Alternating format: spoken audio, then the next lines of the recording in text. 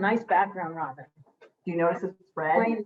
Well, I know. I tell you, you're bleeding, girl. I know, right? Okay. We got some folks. Yeah. Ooh, quite a bit. Oh, okay. Nice. Okay, very nice. I know 2 of them.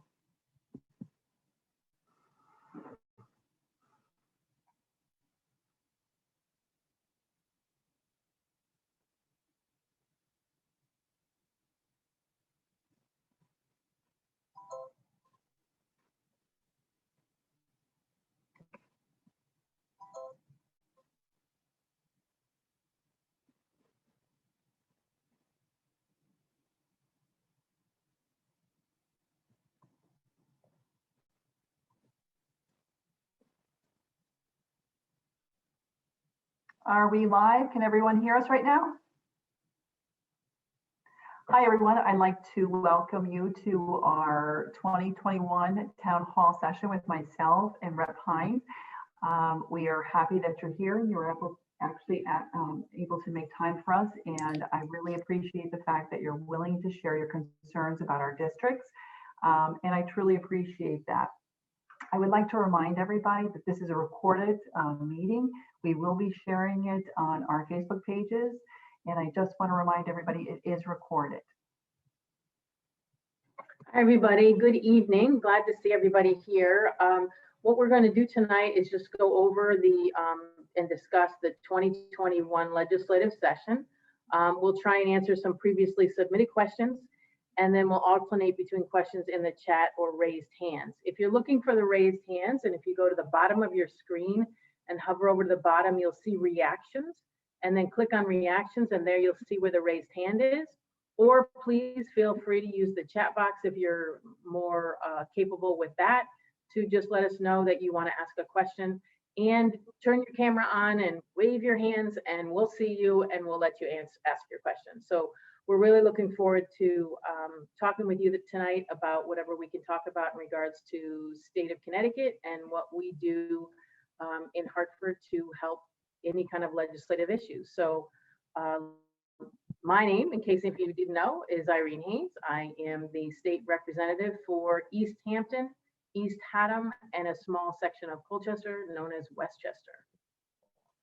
And I'm Representative Green, Robin Green. I'm from Marlborough, and I represent Andover, Bolton, Hebron, and Marlborough. I'm in my 3rd term, and I truly love what I do.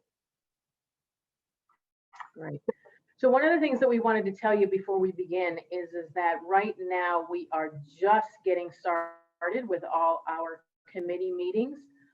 There have been, probably you can count them on one hand, the public hearings that we're doing.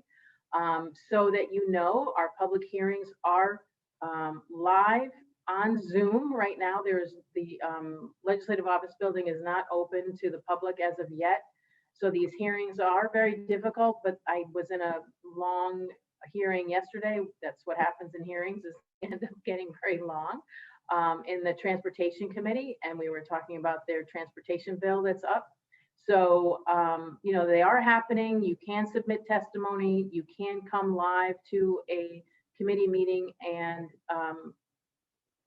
give us your testimony in person, as well as, you know, submitting it through email, and we get it that way as well. So really what we want to do tonight is hear from you. What are key issues? What's important to you? And, you know, we can try and let you know what's going on up in Hartford regarding a particular issue. You know, please feel free to ask that question, but we don't have a lot of conclusionary answers for you yet because we really did just start. So yeah, let's begin. And we have our House GOP staff that is monitoring the call, and they will be calling on you to ask your question. Irene, I think we should probably share with everybody our committee meetings. So I am ranking on public safety, and I am also on public health, and I am also on children's again. Great idea, Robin. Thank you. I am on the Transportation Committee, the Education Committee, and I am ranking on higher education. All right. Do we have any questions out there? Because we have submitted questions, we can deal with some of our, answer some of our submitted questions, but we just want to make sure we respect your time. Does anyone have an active question they'd like to ask us? Any concerns? Like Irene had shared, it is the beginning of the session. I have not had any public hearings whatsoever as of yet. I've only had committee meetings and screenings, and it's truly just the beginning. Thank you, Robin. It's Michelle Perillo. I have Mr. Deno here and my husband, Don. Hello, young lady. So I'd love to hear more about your committee hearings that you've had or whatever. But just to start off high level, I've noticed just with COVID numbers, states have been receiving a high number of vaccines, but really only half of them have been administered. And I'm curious to know, and I hope this is okay to ask, it does not relate to your, okay. How are we doing in the state of Connecticut? I know we have an organization that we contracted with. How are we doing? I think overall Connecticut's doing very well. I think the biggest issue is the fact that there's so many of us right now. We're doing 75 and older. The next group is going to be 65 and then essential personnel. And it is a huge, it's a huge situation where you're getting the whole state of Connecticut. It's not just a small group. It's, all of 75, it's all 65, compromised immune systems, and then it's essential personnel. So it's not just a small task, it's a huge task. And then you have to do the logistics of it. And that's even more complicated to make sure that we're in each pocket of the state of Connecticut. And then to make sure, like 75 and older, it's been a big issue with emails. So I've heard from a couple constituents where 75 and older, they don't typically, like my dad, he's 80 years old, lives down in Florida. I mean, he has one email and one cell phone. However, he rarely uses a cell phone, but he only deals with, one email, one cell phone, but then his wife, the same thing. They share the same email and the same cell phone. So when they go to register, it doesn't recognize the system. So, I mean, that's something where logistically you don't really recognize because emails and cell phones are just, everyone's got one, but not everyone has one in that age group. So it's just a matter of rolling it out appropriately. And even there were some problems where the education department in some districts were able to register. And that was a flaw in the system. And they have, some of them were able to actually get those shots and some were kicked out of the system. But have we administered all that we've received, or are we behind? We've administered what we've received right now, and they're trying their best to get a hold. They're trying their best to stay ahead of the situation, but right now there's only so many shots that are being distributed to each state. So we're trying our best to stay involved and stay on top of it. Mm-hmm. And I don't think CVS or Walgreens are administering yet. Is that coming up? As far as I know, CVS is not. I believe there might be a few Walgreens, but I believe overall, no.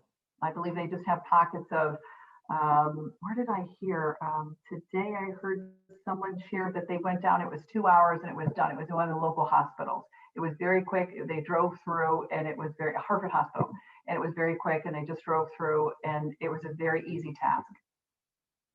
But they're still trying to roll it out. It's a big project. If you really think about 75 and older and then 65 and older and then the essential personnel, and you're talking everybody in the state of Connecticut, it's just not, a small group. You're talking pockets of a big group, that's very difficult. We haven't done that in a long time.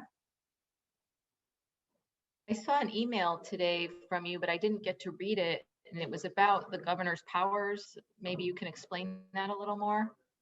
So he's extended his powers, and the fact that we would like him to only do a 30-day extension on his emergency powers, they disagree.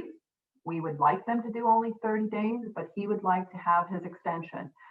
And that's something that we have some concerns about, that we think as the General Assembly, we should have more say-so. When he's declared a state of emergency, he's the only one who makes the decisions. We, as the General Assembly, the people who elected you, we don't get to have much say in things. And that's very frustrating for Republicans and Democrats on the other side as well. So how does that get overturned? Like what? You can't. I mean, Well, how I don't mean to sound so blunt, but you can't. It is what it is, and he's got the power to do that because we're in a pandemic and we're in a national emergency, in a state of emergency, and he has the powers to do that. I know it's frustrating. We would like him to come back to the table, but that's his right. The reason he's able to take these executive powers is because he has declared an emergency. And that's the situation that we're in now. And where we feel that we have room is that it's not the emergency that it once was.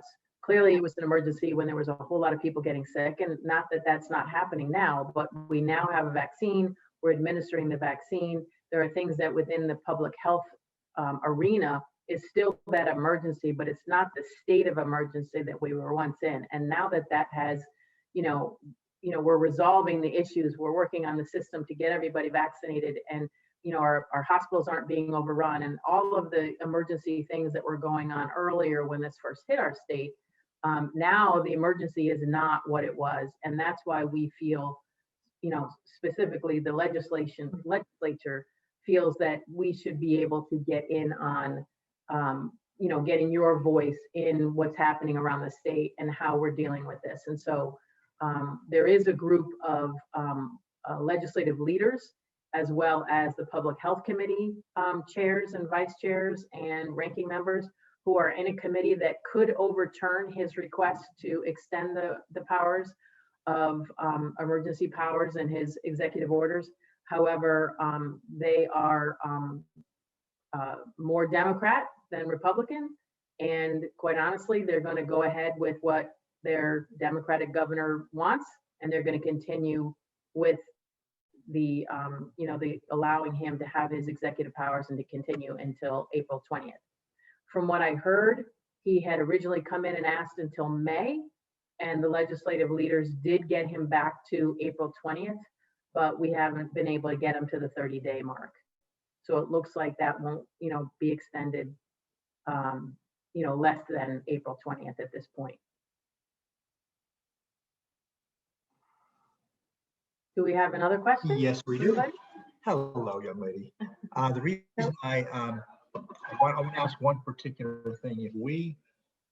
The way it's set up now, with the restaurants being closed, a lot of the businesses being open and then closed, what is the short and long-term prognosis for getting the businesses back? I do a lot of work with restaurants in my business, and they're all crying the blues. Sad, because like 1 out of every 5 will be closed permanently. As of right now, we're at 50% capacity. And I think the most challenging piece is making people feel safe. I've spoken to a few restaurant owners, and they're financially hurting. They're very much financially hurting. But as of right now, he's under, we're under executive orders, and he makes the decision. The governor makes the decisions. I'm sorry. Oh, Is there any light at the end of the tunnel that we see in the short term to come to having this? As far as I know, I mean, I would say no. I would say no. I mean, as of right now, I mean, he's following CDC guidelines. He feels that this is the best way to control the virus right now at 50% capacity. So I would say, as of right now, he's going to continue. Well, I only asked that because in New York, they're not. Cuomo has now decided to open up the restaurant seating in New York City, and that's why I wondered how it was here in Connecticut. That's why I asked him. Okay, we have a question from Brian O'Neill. Hi, good evening. Hi, can you hear me? Yes, thanks for coming. Yes, thank you for having me. This is actually my first town hall, so I'm glad I can be a part of it, and I'm glad you guys were hosting it. So thank you very much for doing that. My question would be, I know there's been a lot of talk in the news and within the government over the last few days regarding sports betting and when is Connecticut basically going to get involved? We have New Jersey, who's already fully in it. New York is now considering it. You know, I feel like our state is kind of missing out on lost revenue. I know there's an issue with the tribes and trying to determine exclusivity rights and everything like that.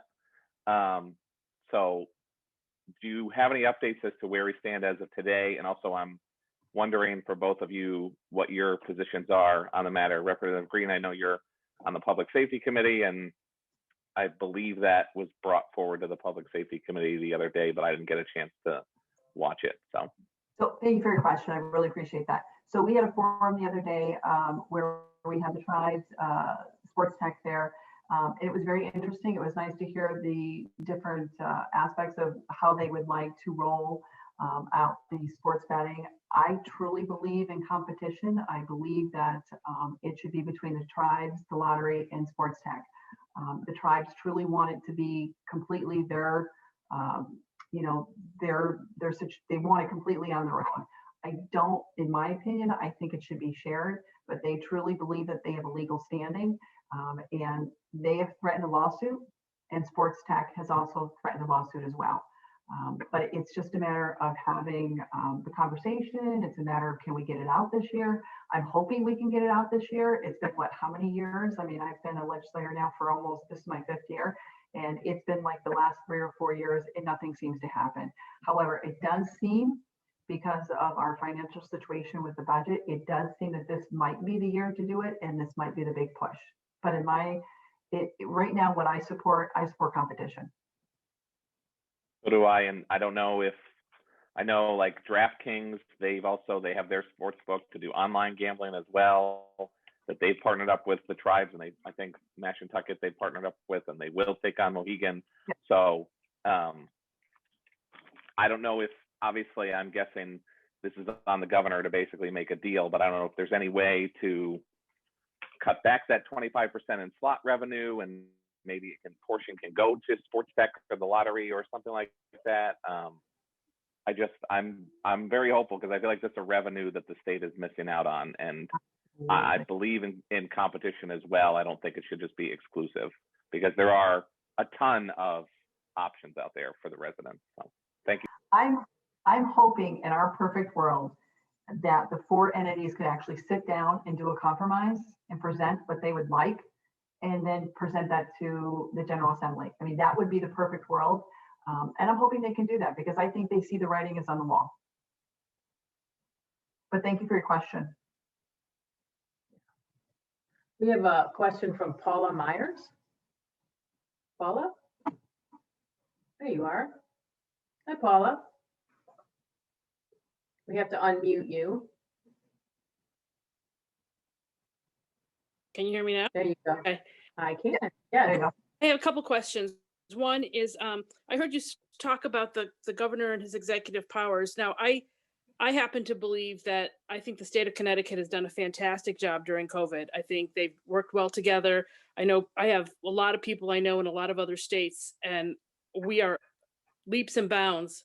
I mean, we're not perfect, but we're leaps and bounds ahead of everybody else that I know of.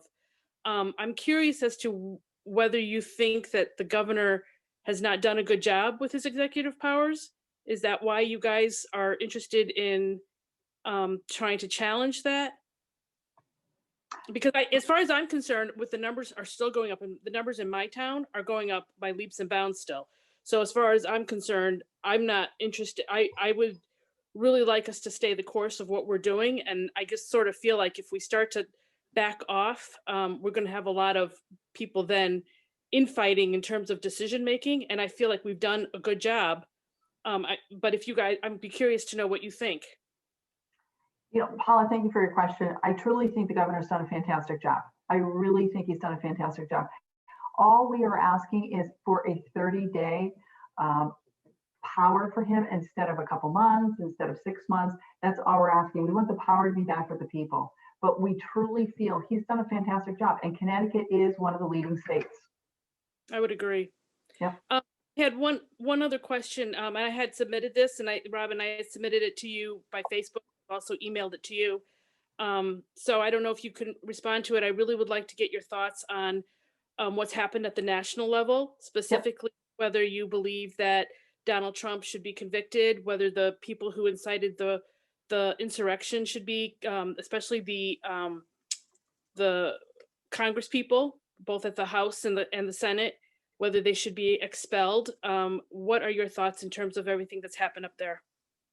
You know, it was very disappointing. I think with the transition of power, I think the fact that what happened with the riots and what happened at the Capitol and the Capitol being stormed, that's not the American way. And it was very disappointing to find that that happened. I would like for the American people to be behind who was elected. I mean, that's who we elected. And President Biden is now our president. And the transition of power is what Americans are proud of. And I think that's where we need to go. And I think with where they are going with trying to impeach, I think that's at the federal level. And I mean, for me, I'm at the district level and I'm at the state level. So I don't have much to do. Well, actually, I don't have anything to do with the federal level. But I do have to say I was very disappointed of the riots that occurred at our Capitol and the sacred buildings. I wish it had happened a different way. But that's not really what I was asking you. I was asking you about what it happened, right? Whether we wish it didn't happen, I wish it didn't happen too. But you may one day, I mean, this could happen at the state level. So I'm kind of curious to know where your line is in terms of what's acceptable or not acceptable behavior. Would you accept that one of your fellow representatives incited people to storm the state building? Would you consider them to be, would you want to see them expelled, or would you consider that to be okay? So to me, it's a very valid question, because what happened there could easily happen here. In fact, it could. I mean, we don't see any stop into people not who have accepted the president as we have it. So there's been talk about riots happening at the state level. So I would really want to know, do you think there should be consequences for the senators and the Congress people and for the president of the United States if you believe that they incited it? If you don't believe that they incited it, that's a different story. But I would like to know where you stand on this. You know, Paula, I mean, thank you for your question. I do appreciate, you know, your thoughts and your concerns with it, but, you know, I'm just going to bring it back to the district. I truly am. I mean, I think at the federal level, that's a totally different level than where I'm at. And I think with what happened and what's going on at the federal level, I mean, that's a totally different situation than what we're dealing with here in the state of Connecticut. But it could happen.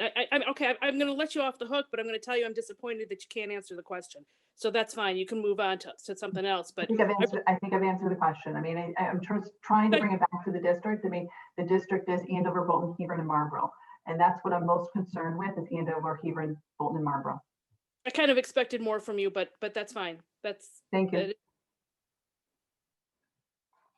Oh, I have a question as well. I don't know how to ask it. I apologize.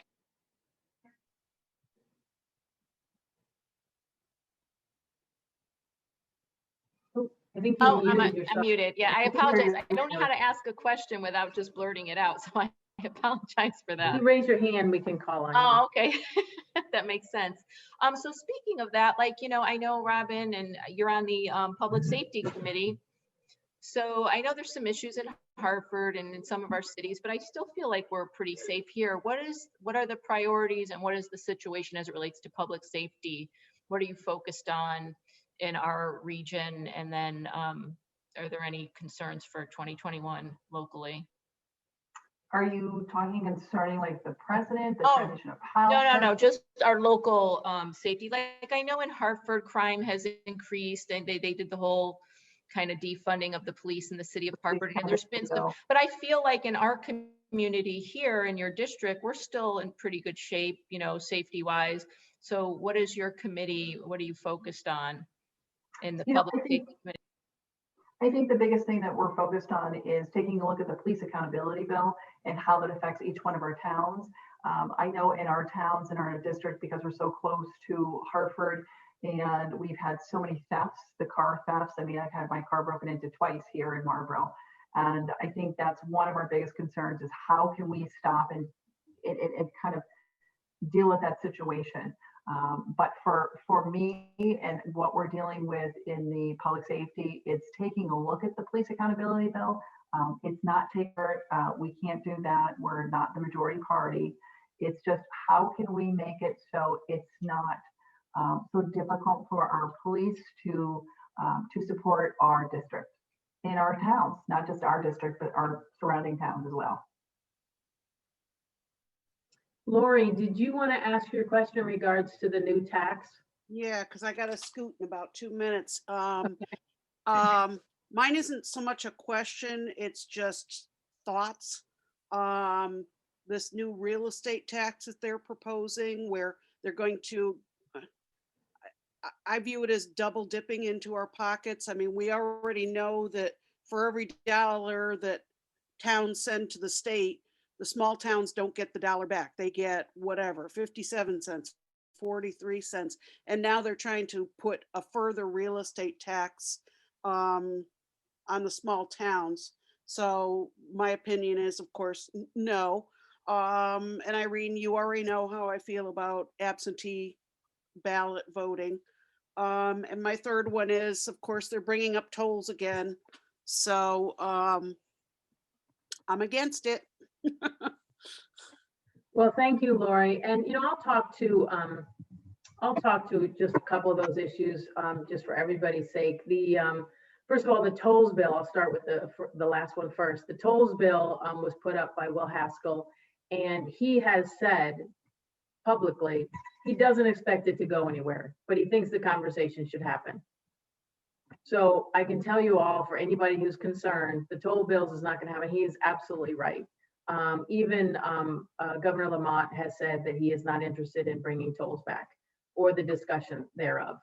I don't think we need that revenue stream at this point, and it's just not coming back. So there's a lot of things that are, one thing about this whole COVID thing and what's going on with the state legislature right now is we were actually talking about this earlier today, is that you would expect, because we really don't have the means to meet all the everything that has to happen within a legislative session as far as getting all the bills. Like usually you get in a regular session, you'll get like 3,000 bills thrown up. And then we cull through all of those bills and, finally get to the last 300 of them that are truly worth putting up. This session, we have, the Republican caucus has about a list of maybe 20 bills that they've put in. We all, as individuals, have maybe put in 10 or 20 bills that we've, either resubmitting from last session because it didn't happen, or things that have been, tweaking bills that have been passed. So the amount of bills that are coming forth during this particular COVID session, so to speak, is not nearly the pile of bills that we would normally go through. So in and of itself, this whole COVID thing has actually, culled a lot of those crazy bills. But every now and then one's going to, show up, like Will Haskell's bill for tolls. This property tax bill is another bill to start the conversation about zoning in our towns. This kind of goes along with, if you've seen it, the Desegregate Connecticut group, who are putting information out there in regards to what's going on in our towns and what kind of zoning we have in our towns. And their assumption is that the zoning is not diversifying our town in people-wise. People are not being able to, buy a house in East Haddam, for example, or East Hampton, which is my district, or Marlborough or Andover, where Robin is. So, and what can we do in these towns as far as changing zoning laws to make it a little bit more easier for people to buy in who haven't been able to buy in. So to start the conversation, Senator Looney puts out a bill that says any house that's on the market for $433,000 or assessed at $300,000 is going to pay $1 million to Hartford. And then that money apparently is going to help with the pilot program. The pilot program is a payment in lieu of taxes for nonprofits in towns and cities. So for example, in our town, there are churches, there's Goodspeed, there's I can't think of any other nonprofits. We have a private school. So those are the kinds of places that are paying payments to the town in lieu of taxes, because they are exempt because they're a nonprofit. So when you have a town or a city like New Haven, which is Senator Looney's city, he's got a serious amount of property tax because he's got so much nonprofit. He's got Yale, New Haven Hospital. I mean, he has huge real estate parcels that are not being taxed, yet there's a police, department to pay for, roads to maintain, highways to maintain through the city, all kinds of city services that are needed for the few people that live there. And, a lot of the people that live in New Haven are of lower earning potential people than more. So, and they're getting whacked with taxes. I mean, that's half the reason why it is so hard to live in New Haven or cities like New Haven and Hartford, because the taxes are so high, because the nonprofits, that's where they conjugate. So this is what he's trying to do. He's trying to throw attention at it. Is it a bill that we're going to get on the floor of the House and we're going to have to debate it? No idea yet. But these are the things that, this is how things start. This is what the process is to bring it to light. I don't know if anybody saw the recent bill about, I think they're calling it a poverty tax, but I never knew this was happening in the state of Connecticut. But anybody who's on assistance gets a lien. Now they got their hand up, right, to get out of poverty, and they've gotten to school, they've gotten trained, now they have a job, now they go buy a house, and then the state of Connecticut puts a lien on their house for the assistance they received 20 years ago. And now when they want to try and sell their house because they want to retire finally and they want to move to Florida, they can't. They have a $37,000 lien or a $100,000 lien on their home, and it's all from the state of Connecticut putting a lien on their property from their state assistance that they received years ago. That's kind of crazy. Interesting. I never knew that was happening.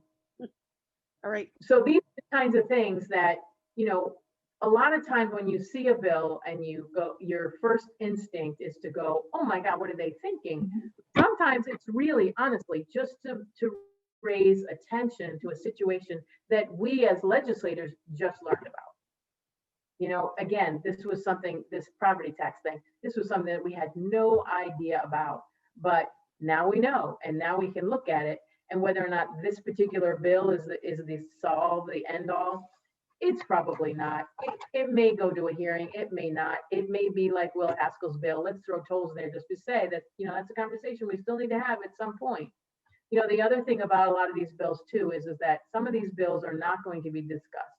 And the reason being is that we need to have a public hearing, a big public hearing.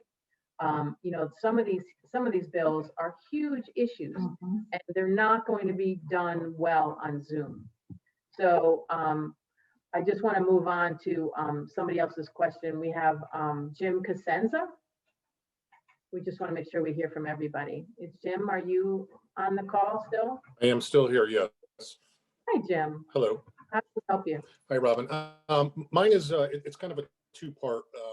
I'm kind of, being a retired firefighter, public safety is a big issue for me.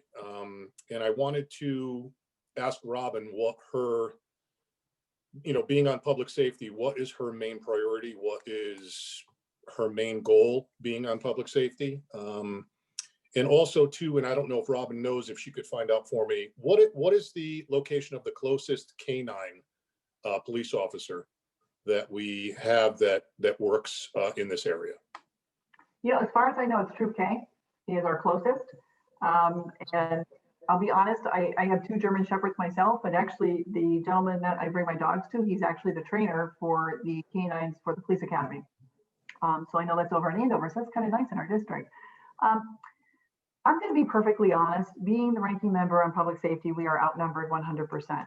The police accountability bill is something that they do not want to touch. We've brought some issues to the table. We are going to discuss some of it, but they do not want to touch most of it. They want to keep it over in judice. They don't want to keep it over in public safety. They want to keep it over there. We can bring some points up. We've brought a bill. There's been a couple bills. There's a caucus bill. There is an individual bill. But as a whole, Jim, they're the majority. It's up to them.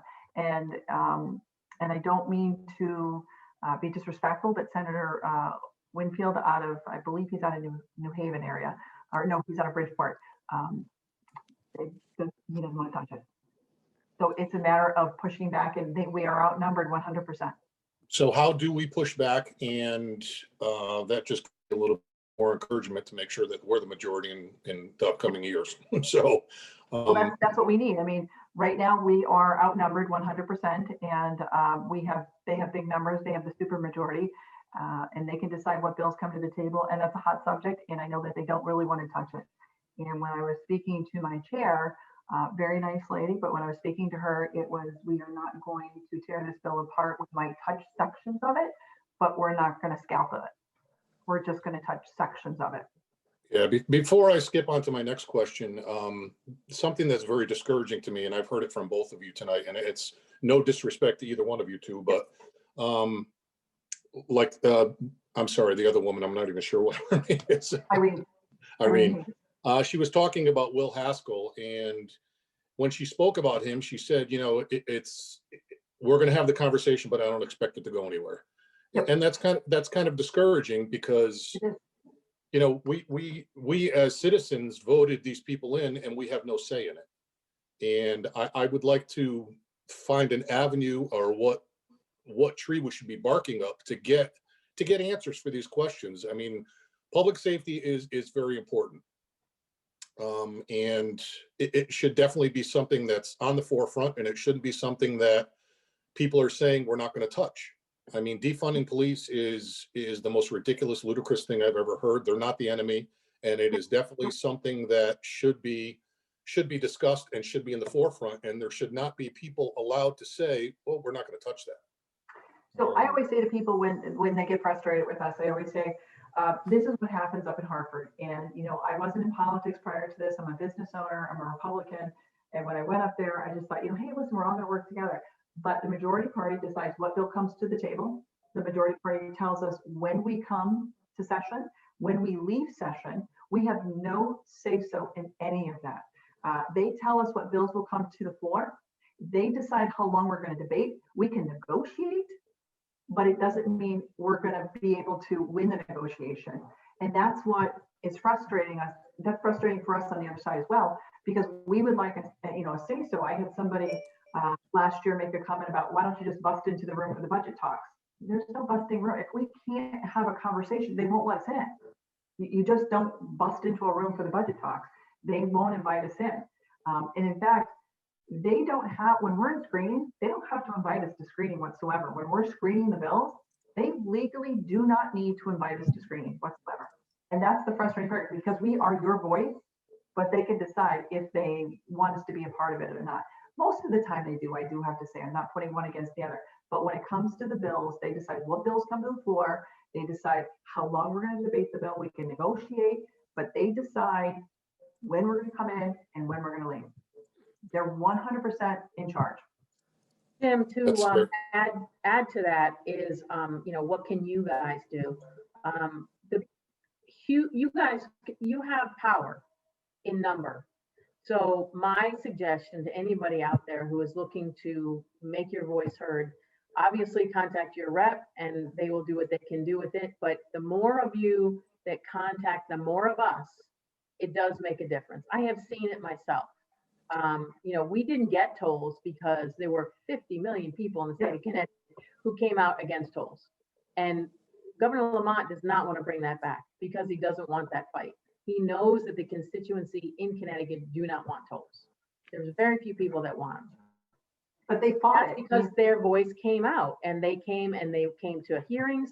They sent in testimony. They, picketed at the Capitol every day. All that whole session, there were people up there holding their no toll signs, and that makes a difference. And the other thing that I would encourage you to do is that if there's a particular bill, police accountability bill, that you have questions or you have problems with, send those questions or those problems to everybody on the committee who's hearing that. Don't just send it to Robin. Robin's heard you always. Send it to every one of them. And if a bill gets through a committee and gets voted out of committee and then gets called to the floor, time for you guys to mobilize and send it to everyone in the House. Because if everybody gets the message, And if everybody gets that message 10,000 times, that pressure will make them think twice before they vote yes on that bill. They Like the might tolls. sit down. Like the tolls. Correct. Yeah. So there is something you can do, even though they're not listening to us, they'll listen to a bunch of you. Yes. Okay, well, there's going to be a bunch of us. So, Great. We need you, We Jim. need the help. We do. We absolutely do. okay, the second question I have, I've taken it upon myself to go through the voter registration for the state of Connecticut.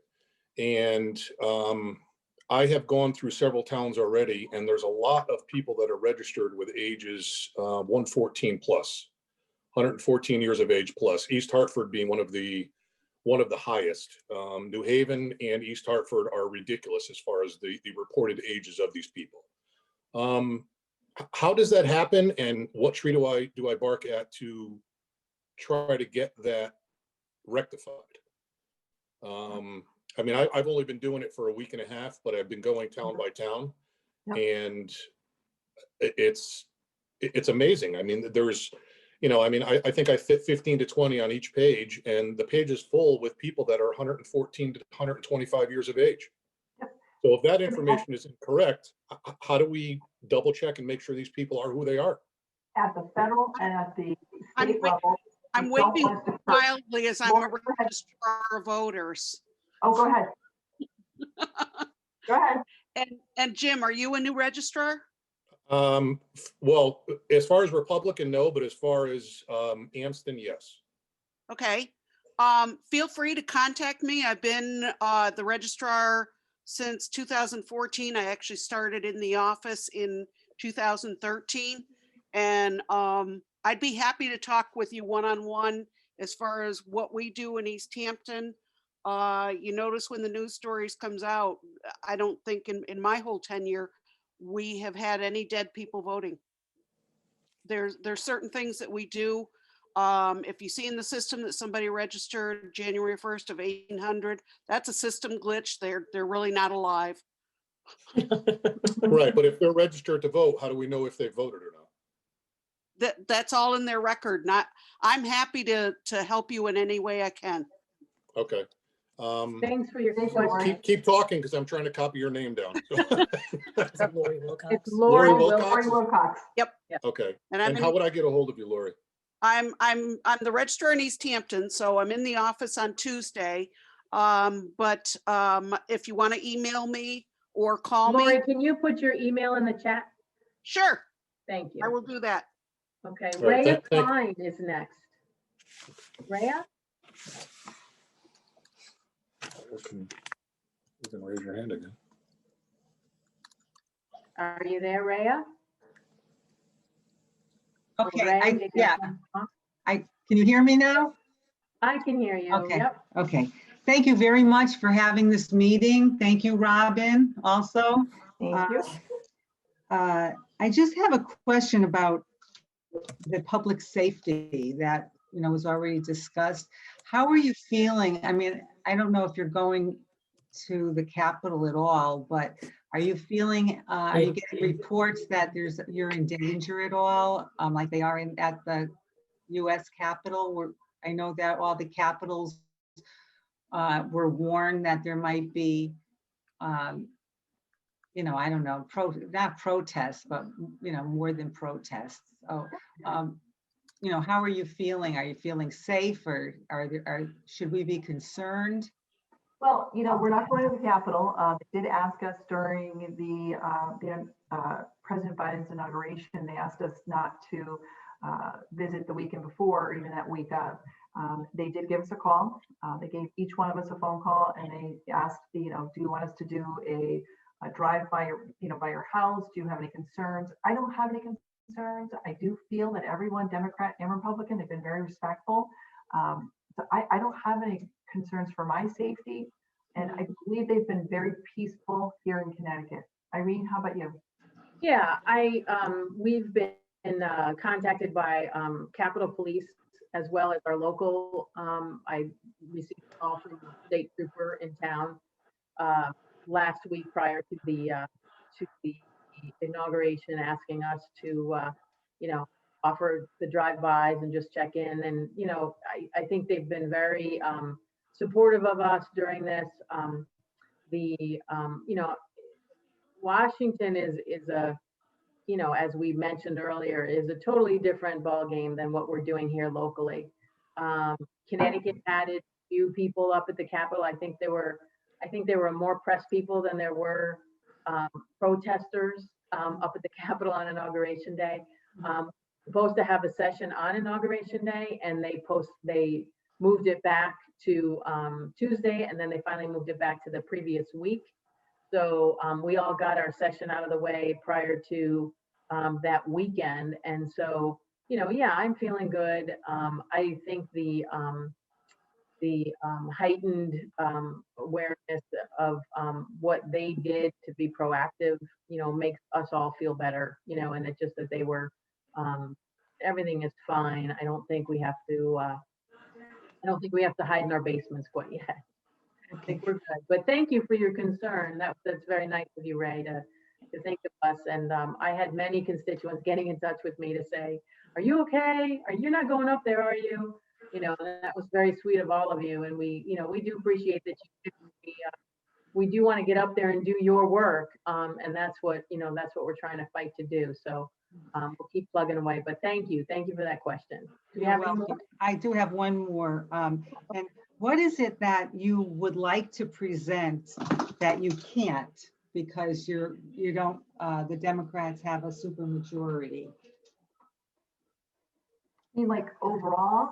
Yeah, well, you like the biggest things that you feel that you can't present because. I think it's hard to say because there's a couple issues. I mean, we'd like to get a handle on the budget, but the budget is just so big.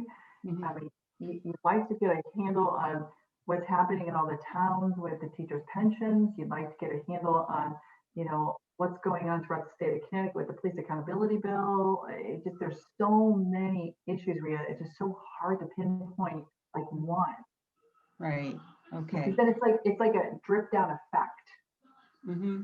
Okay, so there's not any, one large looming issue that you feel you're just being blacked out. That's what I'm trying to get at. No. I mean, overall, a lot of people will say, well, Democrats, Republicans, and, philosophically, we have different opinions and our perspective of how to solve a problem.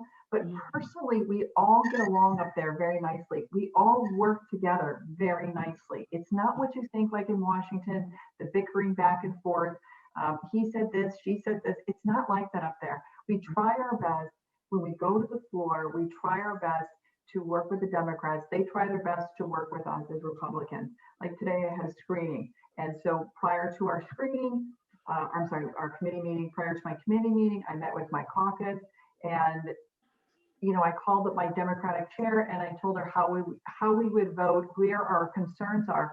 So she's not completely slammed when we're in the middle of a committee meeting. And we don't want to have that battle going on because we want to present together. We all want what's best for the state of Connecticut. Okay, thank you. Thank you, Rhea. I appreciate it. We have a question from the chat. Somebody was curious about regarding additional financial help for people who have to work at home, specifically in regards to utilities. Given the enormous cost of utilities in the state, it has become such a tremendous burden on many of us, specifically teachers. But she does appreciate the forum and she's glad we're doing what we do to support the community. This was come from Eileen. I don't know what Eileen's last name is, but so I have not heard, and I don't know, Robin, if you have heard, but I haven't heard anything about if there's going to be any utility assistance necessarily for COVID relief. I do know that there is more COVID relief coming and we expect more from the feds. And so once we know what that is and how it's going to be allocated, and that's something that we have to look to Governor Lamont for, because under his executive powers, he's the one who's deciding that. And if I were to answer Ray's question, I think one of the biggest questions and the biggest concerns that I have that I would like to raise is the fact that, yes, we need to have more legislative work being done up in Hartford as we manage through COVID. And the executive powers doesn't allow that to happen. So that's, I think, my biggest concern up there is that, for example, we have somebody who's concerned about their utility bill. Can we bring up the fact that when this COVID money comes from the feds, can we send that money to we can bring it up? Is he listening? No, we're not even in the room to give him that information. I mean, we will certainly write him letters. We send him emails just like all of you do, you know, and hopefully he'll read them and hopefully he'll understand that this is a concern out there. And that's part of the relief that we might need as citizens in the, you know, in Connecticut. But it would be nice if we legislated that, and then it would be more of a conversation, more voices in the room. So I think that's one of our biggest things. But I mean, it's an excellent question, and I will definitely bring it up and, you know, put it to the powers that be, and we'll see where it takes us. But I am not afraid to give anybody your point of view. Absolutely not. Whichever way we can and whatever avenue is available to us, we will do that. So thank you for that question, Irene, whoever you are. Irene, Irene, I don't know the detail of the bill, but I believe there's a bill in the Labor Committee, and it has something to do with this. The equipment that people are buying. The work I at haven't home. read the bill, but I know there is something in there, and they're going to address this issue. I believe it's utilities, the equipment that people are getting, and how much of a burden it's caused with the internet, because a lot of times the speed with the kids being home with distance learning. You know, I know with my own personal business, we've had to up our speed with I own 3 childcare centers. So like this morning at 6:24, Columbia just decided to call, hey, by the way, we're doing distance learning today. And it's been a big issue at my center where the speed, I can't keep the kids on the Zoom. We keep getting kicked off. So I would imagine as a family, that's a big issue too, as the kids are Zooming and as you're streaming, whatever you're streaming from work. So I believe the Labor Department does have a bill in, but I don't know the details. I'm sorry, I'm not on the committee. Right. And you know, you're right, because I do recall hearing something about working from home and whether or not we're doing anything for that. So that could be something that we can look at and address, Eileen. So we'll do that. And if you want to leave your contact information, we can at least get you the name of that bill, and you can put that. One of the things I can tell everybody is if you go to cga.ct.gov, that is the Connecticut General Assembly's website, and it actually is a wonderful, wonderful website, very interactive, and you can actually put on. You can track bills that you have a particular concern about, and you can watch that bill go from getting a number to going into the committee, to having a public hearing, to whether or not it's being called on the floor and when it is, and your computer will tell you, wake up, it's on, you know, kind of a thing. So it's a great tool. You can also go in and you can, you know, if you have a particular interest in mind, you know, city tax, you can put in city tax and it'll show you all the bills that have to do with city taxes. So it's a really great website, and I always encourage people to go take a look at that if you have a particular concern regarding a particular bill. The next question is also in our chat, and it says, instead of putting the burden on the property owners, why isn't there, maybe it's supposed to be, why isn't there a city income tax? This would include all people who are working and would include renters, not just burden property owners. And that comes from us from Deb Cunningham. Cunningham was my mom's maiden name. Anyway, that's aside. I imagine that this is probably related to the tax question that we talked about earlier. Is that right? Is Deb on the call? Hi, Irene. Yes. Oh, hi, Deb. Can you just further expound on what you're asking? Is that? I'll let my husband, I typed it in for my husband's. He's right here, Mark. Oh, okay. Okay. Hi, Irene. How are you? I'm good. Thanks for being here, guys. Expound a little bit so we're answering the right question. No, it does relate back to the New Haven. It relates back to the real estate tax. And I was just wondering, you're hitting only essentially the property owners and business owners, and you have a lot of people who might rent. I just was wondering if that would be a better way to kind of maybe take a smaller piece from everyone who lives in New Haven, works in New Haven, and might use the police department, fire department, trash collection, that kind of thing. Right. Actually, I have submitted a bill to allow municipalities to charge or assess service charges for nonprofits because of fire calls, police presence, different things like that. They don't have to do it, but they could as a way of, because pilots are not being funded, this is a way that municipalities could collect a little bit more from some of these nonprofits. I mean, some of these nonprofits, I have to question whether are nonprofits or not. We've got, Yale University with an endowment that's $3 billion or no, billions and billions of dollars. And I'm sure the police presence and the fire calls for people pulling fire alarms has got to be astronomical, right? The plowing and all of this stuff, so I think some of that is up to the municipality as far as whether or not they want to charge for that, but they should be given that opportunity. So it kind of goes along with the way you're asking your question as to when there are services being extended to these nonprofits, how can a city make up for that lost revenue? And that is one way of doing it. So I did put that bill in. I don't know where it's going to end up, but I'm keeping my fingers crossed. Well, good luck. Thank you. I'd like to add with Irene, last I knew, this is 2 years old, but Hartford had 51% nonprofit in their property. 51%. I mean, when you're looking at that high percentage, how is a city supposed to survive? That's the difficulty of it. Bridgeport and New Haven, I don't know their statistics, but I know Hartford is 51%. And that's 2 or 3 years old. Yeah, that's a big number. Yeah. Is there any other questions out there? Oh, we've got Jennifer Cosenza. Sorry. Are you there with Jim, I imagine? Hi. Hi, how are you? Good. I actually asked my questions first because she kind of takes over the whole thing. So I figured, He's lying. He's lying. First of all, I just wanted to thank you ladies for doing this.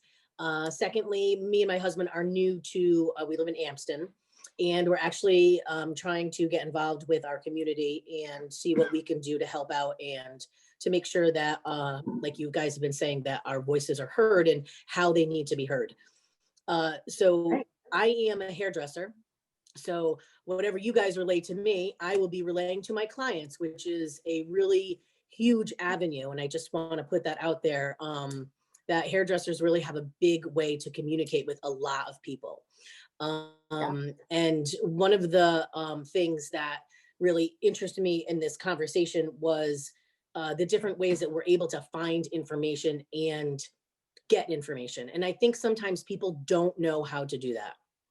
So I think it would be a great thing if that was pushed by the state of Connecticut as to how people can get the information. You had said that it's difficult with the elderly people sometimes with cell phones and sometimes with email. So unfortunately, we may still have to do snail mail, billboards, talking to local businesses in order for them to be able to give out the information.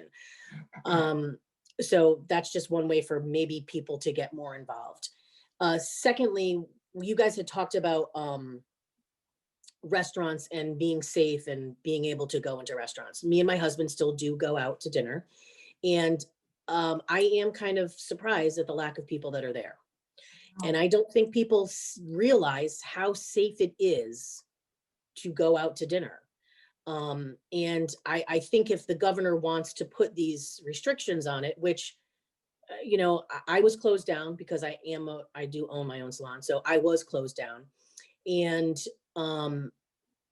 I think that people should know how safe these restaurants are. And I think that people would feel a little bit more comfortable because, again, I do talk to my clients about these things. And some people are like, oh, really? Oh, okay, that's interesting. So maybe a way for people to get information on how safe they are, whether if you guys go out to dinner or, whoever it is, but people that do go out to dinner being able to voice their appreciation on how well restaurants are doing with this. And the other thing is, being new to politics or getting to know politics, it is extremely confusing. I, sometimes, and I'm not like, I graduated high school, 2 years of college, went through cosmetology school. I'm not like a AA plus student, but it's very confusing as to who you talk to, who you represent you, what it happens, how these things happen. So again, I'm going to go back to information. Like, I feel like some people are just like, this is super interesting to me right now. Like, and I think it's interesting to my husband. And I thought it was great that other people were speaking and there was a chat part to this. And this was super easy to do. So I appreciate that you girls are doing this. And I just think if people know how easy this is and how much information they can get from simple things like this, and it was 45 minutes of our time. So, and I thank you guys for, fighting for us and doing, things that you do. And I'm just going to say, I'm generally not a Republican. I'm generally an independent person that picks and chooses my people on the left and the right that are going to fight for the people and that are going to fight together. Because that's really, and what Robin had said earlier, that, on the state level, you guys do work together it's super important to me. And I think it's super important to a lot of people because we're always taught that, right? As children, we're taught work together. So I appreciate you girls working together with other people. Thank you. And I guess I don't think there was any questions there, was there? That's okay. No, it's good to get your feedback. We appreciate it very much. We have another question. Can you answer where we are with the ammo tax bill as well as the 30-day waiting period? Again, some of these committees these bills and we don't necessarily know. So I don't have an answer. I did hear about the ammo tax bill. I think that was a redo of a bill that was in last session or the session before. But I haven't heard anything new about it. I don't know which committee, maybe is it finance? It's where? It should be in public safety or just, but I haven't seen the bill as of yet. Okay. So the bill hasn't come through committee. It actually hasn't come through screening as of yet. It doesn't mean we're not going to see it. It just has not come through screening yet. We have another screening on Tuesday, so it could be on the agenda at that point. But I have not seen the bill being presented to the committee. Okay. So if you're interested in those particular bills, and if you've heard about something about those, you can again check the CGA website and put an alert on that particular bill, and you'll see it as it comes through. I don't know how Robin feels. I don't think we need to tax ammo, and I certainly don't think we need a 30-day waiting period.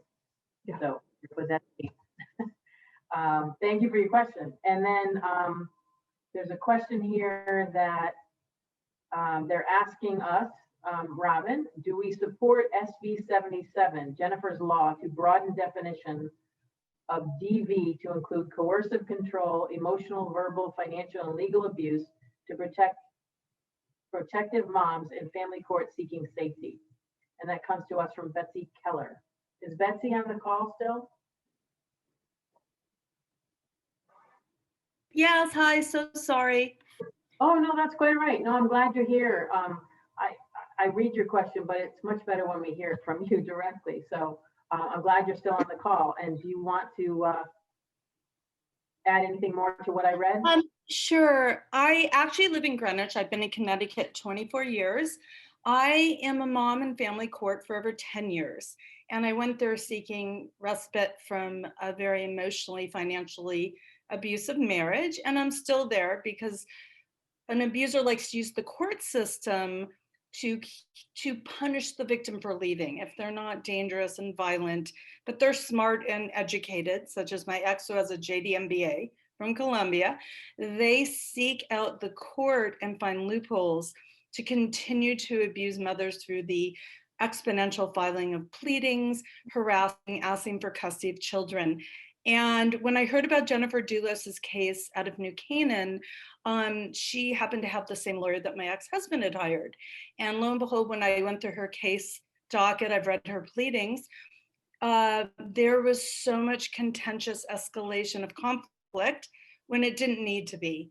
And Jennifer's bill is named after Jennifer. It's in her honor. I founded Connecticut Protected Moms. We have over 150 moms in the state, and many of our moms are from the Hartford area. They couldn't be on the call tonight, and I represent them. They've been in court anywhere from 2 to 10 years.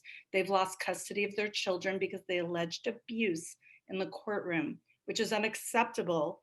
In the modern day courtroom, there's a patriarchy, that gender bias, that if a mother says I'm being abused, whether it's physical, emotional, financial, then they tag her as being a fibber and not telling the truth and trying to get a leg up in court, which there is scientific research showing that only happens about 2% of the time. So Jennifer's law, the problem is our state law under DV, I don't know if you even realize, it defines domestic violence as a present physical threat or physical danger. So when Jennifer walked into the courtroom and said, Judge Heller in Stanford, I'm feeling threatened. I can't like pinpoint it. You know, I haven't seen a gun. I'm just paraphrasing here and making up historical fiction. But really, she was not granted another restraining order because it wasn't a current physical threat. And it happens day in and day out to your Hartford protective moms. I have about a dozen of them in your area. And they've been reaching out to you and emailing.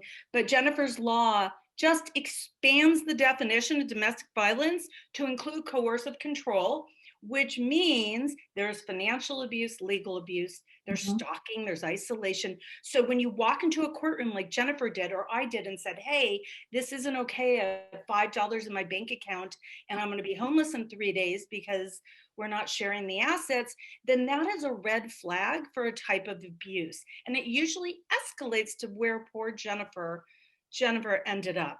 And so I have a few of our moms on here. I have Christine and I have Elizabeth Richter, both from near to your area. And I just want to know if you support this bill, if you've read the emails coming in from your constituents. So actually, I'm looking at the bill right now as you're speaking. I have not seen the bill as of yet, and I'm just looking at it right now. But I mean, we have worked with the leading domestic violence experts across the nation. One of those is a law professor out of GW, Joan Mayer. And Joan's research shows, and it's been highlighted throughout the national media, that when a woman walks into a courtroom and says, I have abuse, she is 81% more likely to lose custody of her children. And guess what? Everyone on this call, I lost custody of my children in my orders in 2014 because I was speaking up in the courtroom. And I did get 47% visitation. So I do see my kids. They live with me full time now. But all I'm saying is that we need to change the state law. I'm going to be sending you some more information so you can understand more fully. It's pretty basic. All right, Betsy, we appreciate you sending information, and we're glad that you guys are here on this call with us today. I mean, this is what we need to hear about. You know, I always strive to make sure that if there's an issue out there that we're not necessarily, believe me when I tell you, you know, when I was saying the other, you know, earlier that we had 3,000 bills that we had to wade through last session, that's the truth. And some of those issues are issues that we had no clue about. We had no idea. And the more that you come forward to us, as I said to the consensus, that, you know, we are here to represent you. And if you have an issue, whatever that issue is, we need to know more about it. So, you know, I agree with Robin. I have not had the opportunity to read this bill yet. It's not in the committees that I'm in, so therefore I haven't seen it. But I will definitely read it, and I look forward to getting your further information on it. So thank you so much. And thank you to the ladies that joined us tonight. We really appreciate you're here. And Betsy, on a side note, I'm glad you got your children back. And I'm sorry that you are all going through what you're going through because, you know, families are just so important. And, you know, one of the things that I find about family courts is that it doesn't seem to be a family court, you know, and the families need to be, you know, held together as best they can. And those children, you know, are, you know, just, they need to be first and foremost in everybody's decision-making processes there. So I wish you guys all the best, but please send us the information and we will definitely take a look at that for sure. we also do have a caucus bill. It's 5470. And it is to provide temporary support services to victims of domestic violence. So we do have a caucus bill out there as well. Thank you so much, even just for listening. Thank you. Thank you. Thank you for sharing. Thanks. Yeah, thank you for coming, really. We are beyond our time. It's past 7:30, but if there's anybody else with any question online here with us, we'd love to hear it and spend a couple more minutes with you. We also want to respect your time, and you know, you have other things to do, like maybe have dinner or put the kids to bed or read a story or something more fun than this. So, you know, if there's anybody else out there with a question, please, you know, raise your hand, turn your camera on, wave. We'd love to take, you know, one more question, but if not, we do appreciate that you all were here, and glad you came. I have to support the same thing. Thank you so much for spending time with us tonight. This is definitely a different. Oh, Brian, you got a question? Yeah, Nope. just one last thing. Go ahead. So Massachusetts lifting the restrictions past 9:30 for restaurants and other facilities to stay open. Has there been any mention of that happening here in the state? Our positivity rate seems to be dropping lower and lower day by day, and I gather that it's all on the governor's plate to make the decision on whether or not that will be the case. But I don't know if there's any influence from you guys or anybody else in the House or Senate who can push him in that direction, because we would like to get back to normal, even though other states are getting a little bit more back to normal, and we still feel like we're kind of falling behind here. So.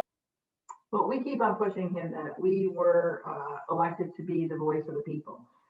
In 30-day, month to month for his executive powers, you know, it's appropriate. However, in the bigger picture, you know, we need to make sure that we push back and take 30 days, and where do we need to look at the state of Connecticut? But as of right now, I'm gonna be honest, we have not had that conversation.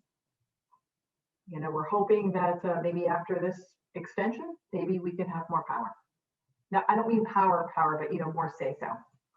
Right, I got it. I know that sounds, it's not a good answer, but it's kind of where we're at.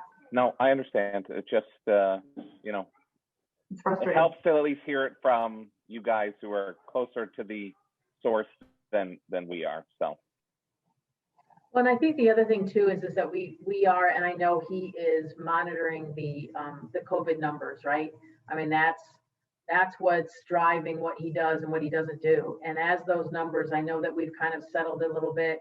The numbers are going down a little bit, and I think if we see, I do believe he's trying to be as reasonable as possible, as reasonable as he thinks he's being, and he does watch those numbers, and he's looking for a continued lowering or a lower, and then, you know, plateauing at a lower level, and therefore, you know, maybe the restaurants stay open till 10 as opposed to 9:30.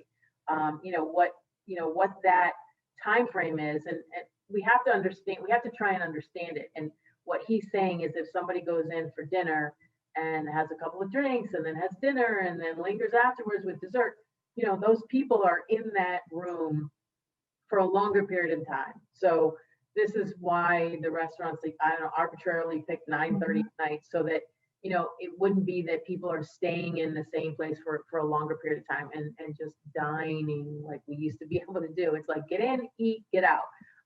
You know, and again, that's to keep the, you know, the COVID spread from spreading. And, you know, I think as our numbers improve, which they are doing, we don't have the overrun of the hospitals like we did, you know, last April and May.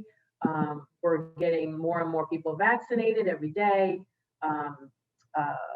Pfizer is now sending 40 million doses, and that's going to be disseminated back. So hopefully we'll get more doses in Connecticut, and the more doses we get, obviously the more people we vaccinate. And, you know, we're getting there. There is a light at the end of the tunnel. And I think, again, as we watch those numbers, and you'll see those numbers as well as we do, we get the numbers every day. And you can look at the Connecticut state government website, ct.gov, and you can see the numbers. They have numbers that they post every day up there about how many people are getting vaccines versus how many people have COVID versus how many people are in the hospitals. And you can see those numbers every day, and see, you can watch those trends as well. And as it trends downward, I am sure that he is going to further the, or lessen the restrictions to businesses, restaurants, numbers. Actually, there was one of the things that the Republicans caucus asked for in the latest is that we wanted to up the ante as far as how many people could gather in a place of worship. The fact that we're denying people to worship with their churches and their synagogues and their mosques and wherever else they're worshiping, that's against the Constitution, and so that he's actually answered us back on that. It took him 3 days, but he has answered, and those restrictions are going to be lessened. So we're going to be able to gather more people at church or at the synagogue or wherever you go. So, we are, as much as we say, Robin and I have both said that we're not in those conversations, we're making noise just like you guys are making noise. So the more noise we all make, that message does get out. Our letters are getting there. He is reading it, and more people can go to church now. So we're trying. We're biting at whatever we can bite at. How does a pygmy eat an elephant? One small bite at a time. So one small bite at a time. Loud voice, and we'll try and make a difference as best we can. Thank you for your question. Thank you for your question. I'd like to wrap up tonight. I'd like to remind everybody that we have newsletters if you'd like to sign up, repgreen.com and rephaines.com. And if you would like our social media pages, you'll get updates continuously throughout the day of what's going on at the Capitol. And I'd like to just extend how much we appreciate the fact that you gave up your time. This was very different, doing a Zoom meeting. And I'll be honest, I think we had a lot more participants because it's so convenient just to log in instead of getting in your car, driving to where you need to be, getting back and driving back to your home. So this was really nice. I really appreciate it. Irene, would you like to say anything? Yeah, just to say thank you to all of you that came to our meeting. If there, again, is any questions or any concerns that you have, please feel free to reach out to both of us. I do know Robin well enough to know that she, like I, want to get back in touch with you. We want to hear from you, and we will respond. So send us whatever you'd like to send us, and please contact us if there's anything that we can find for you. But thank you again, everybody. I appreciate your time this evening. Have a good night, everybody. Good night, everybody. Bye.